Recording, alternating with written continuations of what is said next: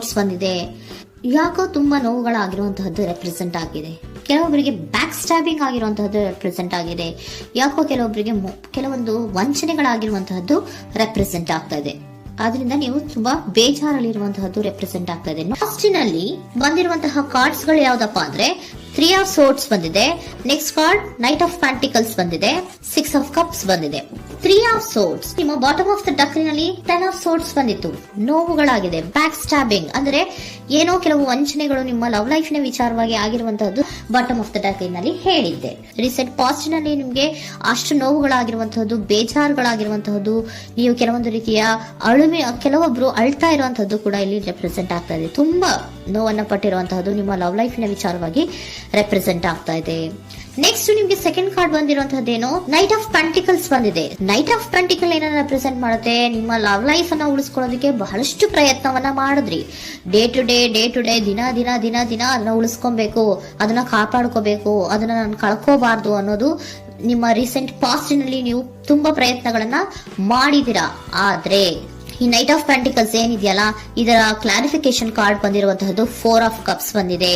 ನಿಮ್ಮ ಪ್ರೀತಿ ಕೆಲವೊಬ್ಬರಿಗೆ ರಿಜೆಕ್ಷನ್ ಆಗಿರುವಂತಹ ಸಾಧ್ಯತೆಗಳಿರುವಂತಹದ್ದು ರೆಪ್ರೆಸೆಂಟ್ ಆಗ್ತಾ ಇದೆ. ಯಾಕೋ ಕೆಲವೊಂದು ಪ್ರೀತಿಯಲ್ಲಿ ರಿಜೆಕ್ಷನ್ಸ್ ಅನ್ನ ಕಾಣಿಸ್ತಾ ಇದೆ. ಆ ರಿಜೆಕ್ಷನ್ ನಿಮ್ಗೆ ಈ ನೋವುಗಳಿಗೆ, ಅಳುವಿಗೆ, ಸಂಕಟಗಳಿಗೆ ಕಾರಣನೇ ನಿಮ್ಮ ಪಾಸ್ಟಿನಲ್ಲಿ ರಿಜೆಕ್ಷನ್, ನಿಮ್ಮ ಲವ್ನಲ್ಲಿ ರಿಜೆಕ್ಷನ್ ಆಗಿರುವಂತಹದ್ದು ರೆಪ್ರೆಸೆಂಟ್ ಆಗ್ತಾ ಇದೆ. ಮೇ ಬಿ ಇದು ತುಂಬಾ ಹಳೆಯ ಪ್ರೀತಿ ಇರಬಹುದು. ಸುಮಾರು ವರ್ಷಗಳಿಂದ ನೀವು ಪ್ರೀತಿಯನ್ನ ಮಾಡಿರುವಂತಹದ್ದು, ಅಥವಾ ಕೆಲವೊಬ್ಬರಿಗೆ ಚೈಲ್ಡ್ಹುಡ್ ಲವ್ ಅಂದ್ರೆ ತುಂಬಾ ಚಿಕ್ಕ ವಯಸ್ಸಿನಿಂದಲೂ ನೀವು ಅವ್ರನ್ನ ನೋಡ್ತಾ ಬಂದಿದ್ದೀರಾ. ಅಂತಹ ಕೆಲವೊಂದು ಪ್ರೀತಿಗಳು ಕೂಡ ರೆಪ್ರೆಸೆಂಟ್ ಆಗ್ತಾ ಇದೆ. ಮತ್ತೆ ಕೆಲವೊಬ್ಬರಿಗೆ ಈ ರಿಜೆಕ್ಷನ್ ಏನಿದೆಯಲ್ಲ, ಆ ರಿಜೆಕ್ಷನ್ಸ್ ಅನ್ನೇ ನೀವು ಹಳೆಯದನ್ನ ನೆನಪಿಸ್ಕೊಂಡು ನೀವು ಕೆಲವೊಂದು ರೀತಿಯ ನೋವುಗಳನ್ನ ಪಟ್ಟಿರುವಂತಹದ್ದು ರೆಪ್ರೆಸೆಂಟ್ ಆಗ್ತಾ ಇದೆ. ಡೇ ಟು ಡೇ ಅಲ್ಲಿ ಉಳಿಸ್ಕೊಳ್ಳೋ ಪ್ರಯತ್ನವನ್ನ ನೀವು ಮಾಡಿದ್ರಿ, ಆದ್ರೂ ಕೂಡ ನಿಮ್ಮ ಲವ್ ಲೈಫಿನಲ್ಲಿ ಯಾಕೋ ರಿಜೆಕ್ಷನ್ ಆಗಿರುವಂತಹದ್ದು ರೆಪ್ರೆಸೆಂಟ್ ಆಗ್ತಾ ಇದೆ.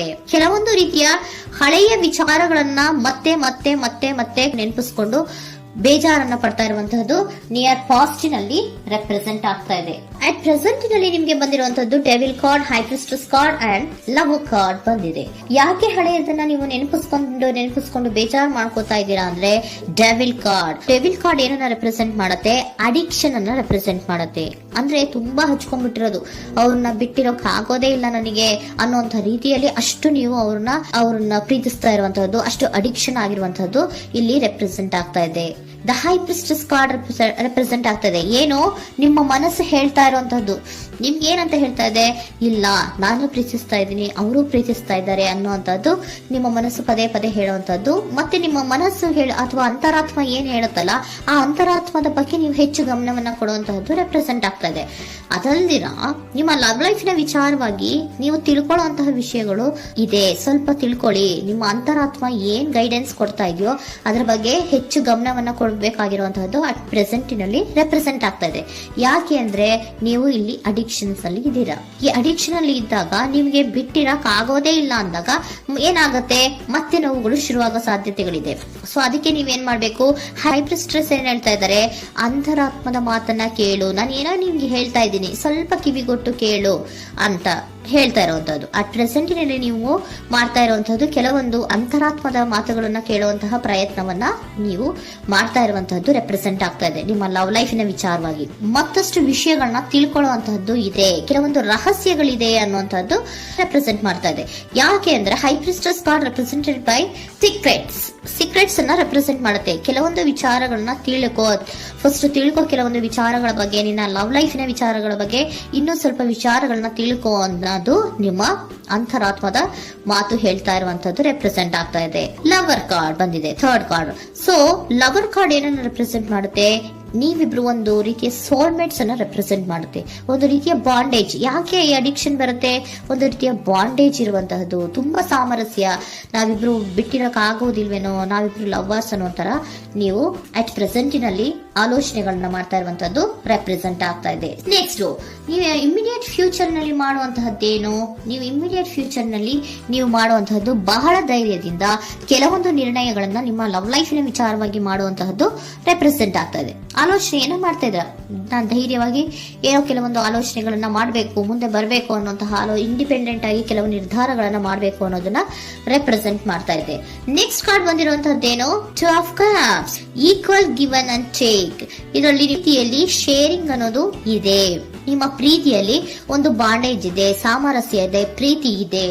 ನೀವೇನ್ ಮಾಡ್ತಾ ಇದ್ದೀರಾ, ಇಮಿಡಿಯೇಟ್ ಫ್ಯೂಚರ್ ಅಲ್ಲಿ ಒಂದು ಆಕ್ಷನ್ ಅನ್ನ ತಗೋಬೇಕು, ಧೈರ್ಯವಾಗಿ ಮುನ್ನುಗ್ಗುವಂತ ಪ್ರಯತ್ನವನ್ನ ಮಾಡ್ತೀರಾ. ನೆಕ್ಸ್ಟ್ ಕಾರ್ಡ್ ಬಂದಿರುವಂತಹದ್ದು ಯಾವುದು, ಹ್ಯಾಂಗರ್ ಮ್ಯಾನ್ ಬಂದಿದೆ. ಏನೋ ಮಾಡ್ಬೇಕು ಅಂತ ಹೋಗ್ತೀರಾ, ಈಕ್ವಲ್ ಶೇರಿಂಗ್ ಅನ್ನ ಮಾಡ್ಕೋಬೇಕು, ನಮ್ಮ ಪ್ರೀತಿಯಲ್ಲಿ ಈಕ್ವಲ್ ಶೇರಿಂಗ್ ಅನ್ನ ಮಾಡ್ಕೋಬೇಕು ಅಂತ ಹೋಗ್ತೀರಾ.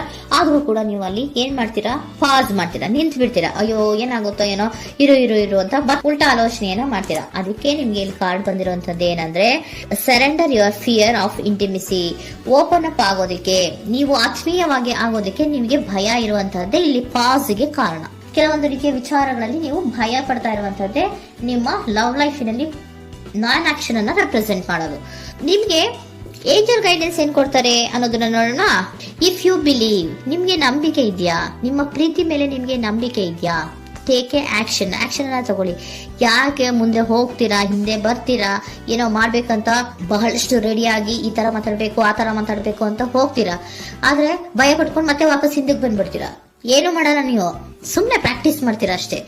ಆದ್ರೆ ನಿಮ್ಗೆ ಹೇಳ್ತಾ ಇರುವಂತದ್ದೇನು ಕಾರ್ಡು, ಇಫ್ ಯು ಬಿಲೀವ್, ನಿಮ್ಗೆ ನಿಮ್ಮ ಪ್ರೀತಿಯ ಮೇಲೆ ನಂಬಿಕೆ ಇದೆಯಾ, ಏನ್ ಮಾಡಿ, ಟೇಕ್ ಎ ಆಕ್ಷನ್ ಅನ್ನ ತಗೊಳ್ಳಿ.